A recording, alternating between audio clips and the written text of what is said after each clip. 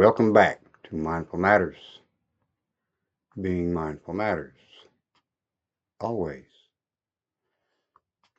I have a subject here, advocacy. Being an advocate. Advocacy skills for adults in community and social service work. Now again, social service is a pretty wide spectrum. It's not all about CPS. Okay, I want to get that straight. Yeah, I've got a problem with that. Okay, it's not about speaking for someone in a way that replaces their voice. Okay, it's about strengthening a person's ability to be heard, understood, and respected in systems that can often feel overwhelming or inaccessible. That's fact. I'm living proof of that. In adult learning environments, it is important to frame advocacy as both a skill set and a mindset grounded in respect, empowerment, and ethical responsibility. And most of that is overlooked. At the core of advocacy is the principle of self determination. Every individual has a right to make informed choices about their life. Yeah, I have a question about that. Even when choices are difficult or complex, the role of an advocate is not to take control, but to help remove barriers so that informed decisions can be made. This requires patience, careful listening, and the ability to translate systems such as healthcare, housing, and social services into language that clients can understand.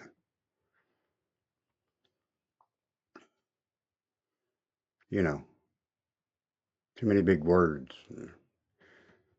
for most people.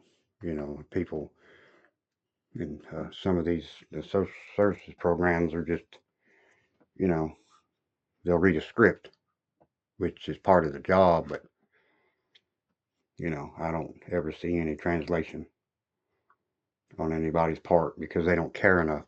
That's been my experience, okay? Because a strong advocate develops active listening skills.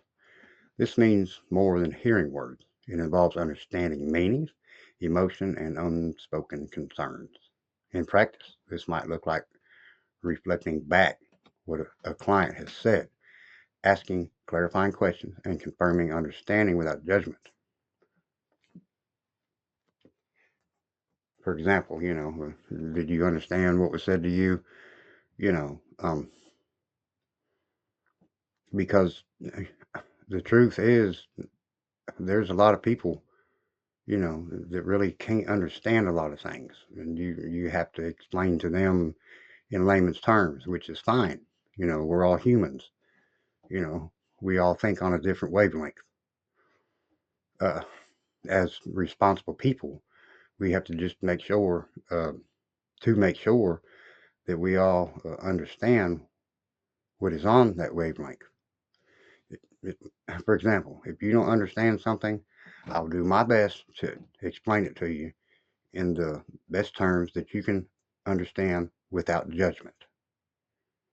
Okay. And adults entering this field should recognize that listening is often the most powerful advocacy tool that we use. Yeah, I won't try to leave anybody in the dark when it comes to certain things. I don't expect everybody to understand the same thing in the same way.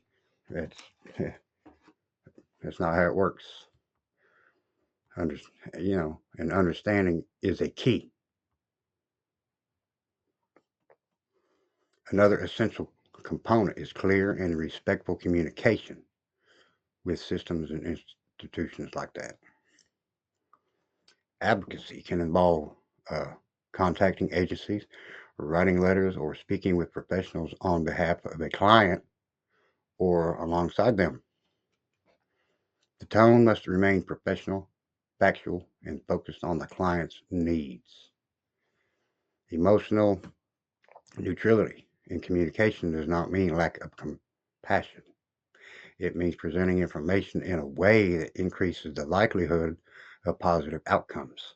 Make sure they understand what's being said. Make sure they understand the conversation. I've seen situations where people will be told something in a interview session, or uh, just a basic, um, if you're applying for uh, food benefits, you go in, you talk to a worker, they're going to be talking in a way that most people won't understand. They'll ask you questions, ask you if you understand what's being said, and 9 times out of 10, you're just going to pacify them to get through the interview or whatever. No, if you really don't understand something, make it known, okay? And most people will break it down enough for you to understand what's being said so you can comprehend it. That's very, very important. And ethical awareness is also central. Advocates must be careful about boundaries and consent.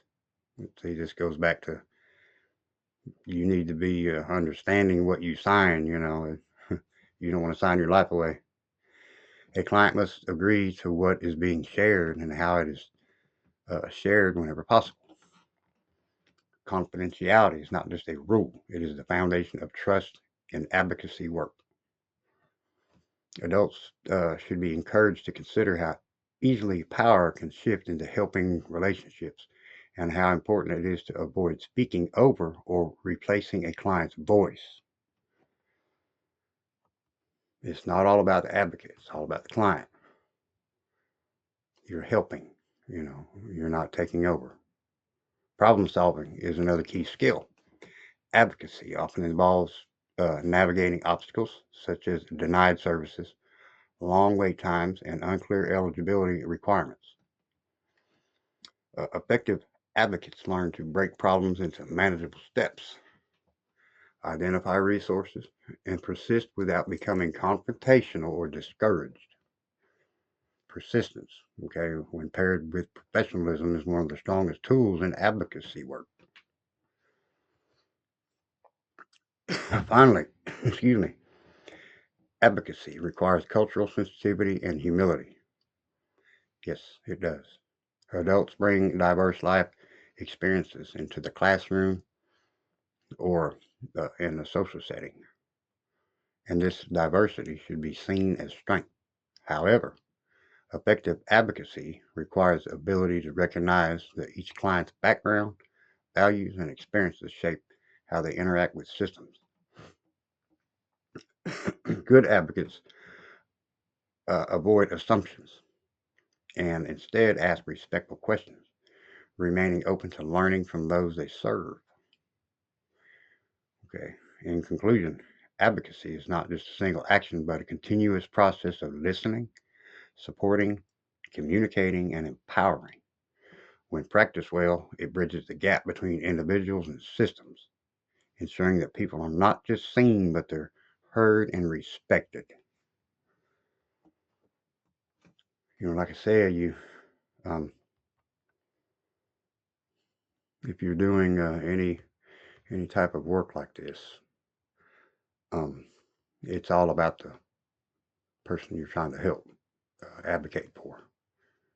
You want to do the best for them, and like I said, it's make sure they understand what's going on. You know, Communication is the key.